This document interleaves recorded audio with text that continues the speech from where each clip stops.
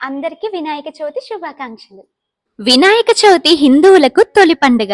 భాద్రపద శుద్ధ చవితి రోజున వినాయక జననం జరిగిందని మనం వినాయక చవితి జరుపుకుంటాం. వినాయక చవితి రోజున ఇంట్లో వినాయకుని ప్రతిష్ఠించి పూజించి ఆయన కథలు విని ఆయన కృపకు పాత్రులమవుతాం. వినాయక చవితి రోజున విఘ్నేశ్వరుణ్ణి 21 రకాల ఆకులతో పూజిస్తారు. తెలియని వారి కోసం ఆ ఆకుల లిస్ట్ ఏంటో చెప్తున్నాను, జాగ్రత్తగా వినండి.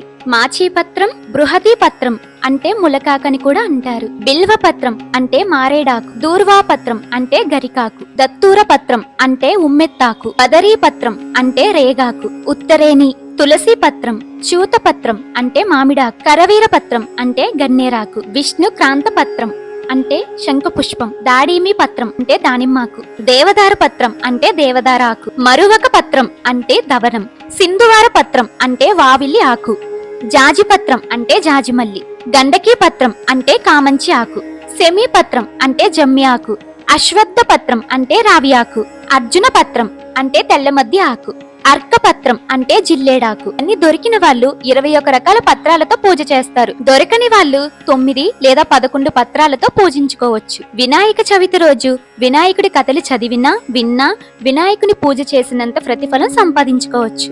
అందుకే ఇప్పుడు ఆయన కథలు కొన్ని తెలుసుకుందాం. సూత మహాముని సౌనకాది మహామునులకు విఘ్నేశ్వరుని కథ ఇలా చెప్పారు.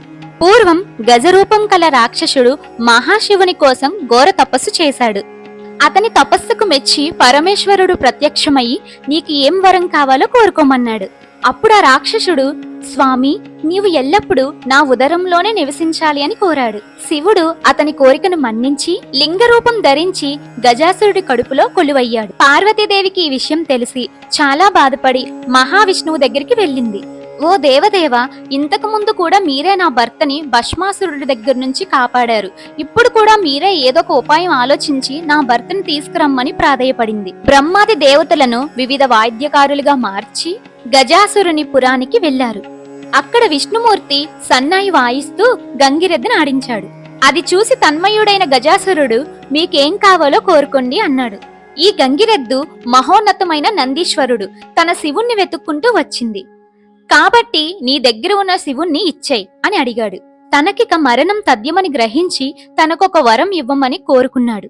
అదేంటంటే తన శిరస్సును లోకమంతా ఆరాధించేటట్లు అనుగ్రహం ఇవ్వమన్నాడు. అందుకు అనుగ్రహించిన విష్ణుమూర్తి నందికి సైగ చేశాడు. నంది తన కొమ్ములతో గజాసురుణ్ణి చీల్చి చంపాడు. బయటికి వచ్చిన శివుడు శ్రీహరిని స్తుతించాడు. అప్పుడు విష్ణుమూర్తి ఇలా అపాత్రదానం చెయ్యకూడదు, దుష్టులకి ఇలాంటి వరాలిస్తే పాముకు పాలు పోసి పెంచినట్టుంటుంది అని చెప్పాడు.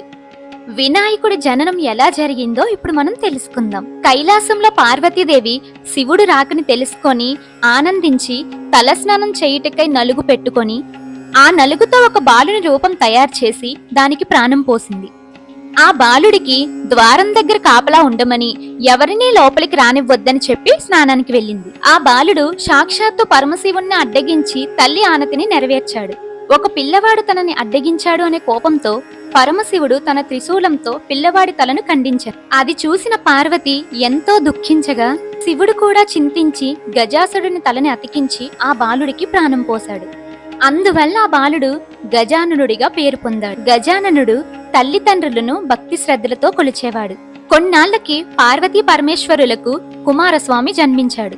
ఇప్పుడు గజాననుడు విఘ్నేశ్వరుడిగా ఎలా మారాడో తెలుసుకుందాం. ఒకరోజు ఋషులు దేవతలు పరమేశ్వరుడి దగ్గరికి వెళ్లారు. మేము ఏ పని చేసినా విఘ్నం రాకుండా చూసుకోవడానికి ఒక దేవుణ్ణి చూపించమన్నారు. ఆ పదవికి గజాననుడు కుమారస్వామి పోటీ పడ్డారు. ఈ సమస్యను పరిష్కరించడానికి శివుడు ఒక పందెం పెట్టాడు. మీలో ఎవరైతే ముల్లోకాల్లో అన్ని పుణ్యనదుల్లో స్నానాలు చేసి ముందుగా వస్తారో వాళ్లే ఈ పదవికి అర్హులు అని చెప్పాడు. దానికి అంగీకరించిన కుమారస్వామి తన నెమలి వాహనంపై ఎక్కి వెళ్లిపోయాడు. గజాననుడు మాత్రం చిన్నబోయిన మొహంతో, తండ్రి, నా బలాబలాలు తెలిసే మీరిలాంటి పందెం పెట్టడం సబబేనా అని అడిగాడు. శివుడు చిన్నగా నవ్వి వినాయకుడి చెవిలో నారాయణ మంత్రం చెప్పాడు. కుమారా, ఇది నారాయణ మంత్రం. దీన్ని జపిస్తే 300 కల్పాల పుణ్యనదుల్లో స్నానం చేసినట్టు అవుతుంది అని శివుడు చెప్పగానే వినాయకుడికి ఒక ఉపాయం తట్టింది. ఆ మంత్రం జపిస్తూ తల్లిదండ్రుల చుట్టూ 3 సార్లు ప్రదక్షిణాలు చేస్తూ కైలాసంలోనే ఉన్నాడు. కాని కుమారస్వామికి ముల్లోకాల్లో ఉన్న అన్ని నదుల్లో ఏ నదికెళ్లినా అప్పుడే వినాయకుడు స్నానం చేసి తనకి ఎదురొస్తున్నట్టు కనిపించేవాడు. అన్ని నదులు తిరిగి కైలాసానికి వచ్చేసరికి వినాయకుడు తండ్రి పక్కనే ఉన్నాడు. అన్నని తక్కువ చేసి చూశాను అనే అహంకారానికి కుమారస్వామి చింతించి, తండ్రి, అన్నగారి మహిమ తెలియక నేను ఏదో అన్నాను, నన్ను క్షమించి అన్నగారికి ఆధిపత్యం ఇవ్వండి అని కుమారస్వామి అన్నాడు. ఆ విధంగా భాద్రపద శుద్ధ చవితి నాడు గజాననుడు విఘ్నేశ్వరుడు అయ్యాడు. ఈ రోజు విఘ్నేశ్వరుడి భక్తులందరూ అనేక రకమైన పిండి వంటలు, కుడుములు, టెంకాయలు, పాలు, తేనె, అరటి పండ్లు, పానకం, వడపప్పు సమర్పిస్తారు. విఘ్నేశ్వరుడు తృప్తిపడి తినినంత తిని తన వాహనానికి పెట్టి తీసుకెళ్లగలిగినంత తీసుకుని భుక్తాయాసంతో చీకటి పడే వేళకు కైలాసం చేరుకుంటాడు. ఎప్పటిలాగే తల్లిదండ్రులకు వంగి నమస్కారం చేయబోతే తన వల్ల కాలేదు. చేతులు అసలు నేలకి ఆనితేగా, పొట్ట వంగితేనా? అలా విఘ్నేశ్వరుడు అవస్థ పడుతుంటే శివుని శిరస్సుపై ఉన్న చంద్రుడు పకపక నవ్వాడు. చంద్రుడు చూపు సోకి వినాయకుడు పొట్ట పగిలి కుడుములన్నీ దొర్లుకుంటూ బయటికి వచ్చేశాయి.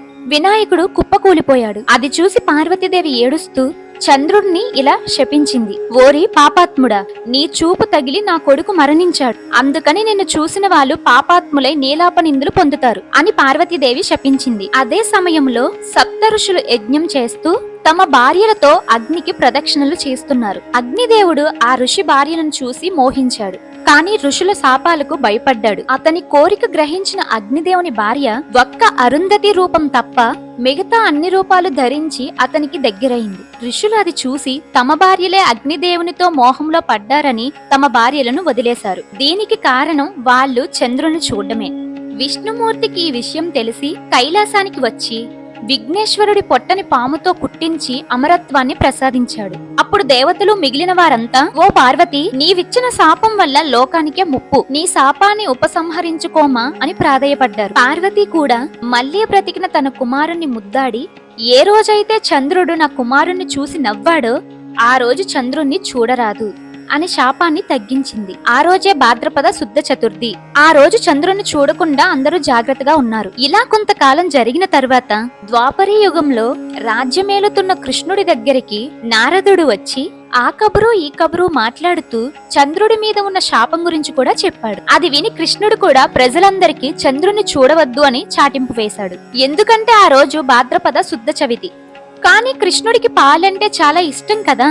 తనే స్వయంగా పాలు పితుకుదామని ఆకాశం వైపు చూడకుండా ఆవుల దగ్గరికెళ్లి పాలు పితుకుతుంటే పాలల్లో చంద్రుడి ప్రతిబింబం కనిపించింది. అయ్యో, ఇప్పుడు నేనేం నీలాపనిందలు పడాలో అని అనుకున్నాడు. కొన్నాళ్లకు సత్రాజిత్తు శ్రీకృష్ణుడి దగ్గరికి వచ్చాడు. ఆయన దగ్గర శమంతకమని ఉంది. అది చూసి కృష్ణుడు ముచ్చటపడి తనకివ్వమని అడిగాడు. ఇది చాలా విలువైనది, ఇలాంటిది ఏ మూర్ఖుడు కూడా వదులుకోడు అన్నాడు సత్రాజిత్తు. కృష్ణుడు కూడా సరేలే అని ఊరుకున్నాడు. ఒక రోజు సత్రాజిత్తు తమ్ముడు ప్రసేనుడు ఆ మణిని కంఠంలో ధరించి వేటాడడానికి వేటకు వెళ్లాడు. అక్కడ ఒక సింహం ప్రసేనుని చంపి తినేసింది. అలా తింటున్నప్పుడు జాంబవంతుడు అనే బల్లోకం చూశాడు. జాంబవంతుడు ఆ సింహాన్ని చంపి అక్కడ ఉన్న మణిని తన గుహకు తీసుకుని వెళ్లాడు. తన కూతురికి ఒక ఆట వస్తువులా ఇచ్చాడు. ఇదంతా తెలియని సత్రాజిత్తు మణి ఇవ్వలేదు అనే కోపంతో శ్రీకృష్ణుడే తన తమ్ముని చంపాడని చాటింపు వేశాడు. శ్రీకృష్ణుడు తను భయపడుతున్నట్టుగానే నీలాపనిందులు రానే వచ్చాయి. దీన్ని ఎలాగైనా రూపుమాపాలని సంకల్పం చేశాడు. కృష్ణుడు ఆ అడవికి వెళ్లి ప్రసేనుడు చనిపోయిన దగ్గర నుంచి జాడలు వెతుక్కుంటూ జాంబవంతుడు గుహలోకి వెళ్లాడు. అక్కడ వాళ్ళ కూతురి దగ్గర ఆ మణిని చూశాడు. జాంబవంతుడు శ్రీహరితో యుద్ధానికి దిగాడు. వాళ్ళిద్దరి మధ్య 28 రోజులు రాత్రి పగలు పెద్ద యుద్ధం జరిగింది. అతను యుద్ధం చేస్తుంది ఎవరితోనో కాదు, త్రేతాయుగంలో రావణాసురుని చంపిన శ్రీరాముడే అని గ్రహించాడు. వెంటనే శ్రీకృష్ణుడి పాదాల మీద పడి క్షమించమని కోరాడు. వెంటనే జాంబవంతుడు ఆ మణిని తీసుకొనొచ్చి శ్రీకృష్ణుడికిచ్చాడు. శ్రీకృష్ణుడు ఆ మణిని తీసుకొని వెళ్లి సత్రాజిత్తుకి జరిగిందంతా చెప్పి ఆ మణిని తిరిగిచ్చేశాడు. సత్రాజిత్తు లేనిపోని నిందలు వేసినందుకు శ్రీకృష్ణుని క్షమించమని అడిగాడు. తన పాపానికి పరిహారంగా తన కుమార్తె సత్యభామని భార్యగా స్వీకరించుమని శ్రీకృష్ణుని కోరాడు. అలాగే జాంబవంతుడు తన కుమార్తెను పెళ్లి చేసుకోమని కోరాడు. అలా శ్రీకృష్ణుడు సత్యభామని జాంబవతిని పెళ్లి చేసుకున్నాడు. ఈ విషయం తెలిసిన దేవతలు ఋషులు అందరూ కలిసి శ్రీకృష్ణుడి దగ్గరికి వచ్చి, మీరు సమర్థులు కనుక నీలాపనిందలు తొలగించుకున్నారు, మాలాంటి అలుపుల సంగతేంటి అని అడిగారు. కృష్ణుడు వాళ్ల మీద దయదలిచి భాద్రపద శుద్ధ చవితి రోజు అనుకోకుండా చంద్రుని దర్శించిన ఆ రోజు పొద్దున గణపతిని పూజించి సమంతకుమని కథ విని పూజాక్షతలు తలపైన వేసుకుంటే ఎటువంటి అపనిందలు పొందరు. ఇలా సూతముని సౌనక మహామునులకు వినాయకుడి కథ చెప్పాడు. మళ్ళీ ఇంకొకసారి అందరికీ వినాయక చవితి శుభాకాంక్షలు. ఈ కథలు మనందరికీ తెలిసినవే, కానీ ఈ కథలు తెలియని చిన్నపిల్లలకు ఈ కథను వినిపించండి. వినాయక చవితి రోజు పూజ చేయకపోయినా ఈ కథ విని పుణ్యం దక్కించుకోవచ్చు. వీడియో నచ్చితే లైక్ చేయండి, మీ ఫ్రెండ్స్ అండ్ ఫ్యామిలీకి షేర్ చేయండి, ఛానల్ ని సబ్స్క్రైబ్ చేసుకోండి. నేను మీ జాను.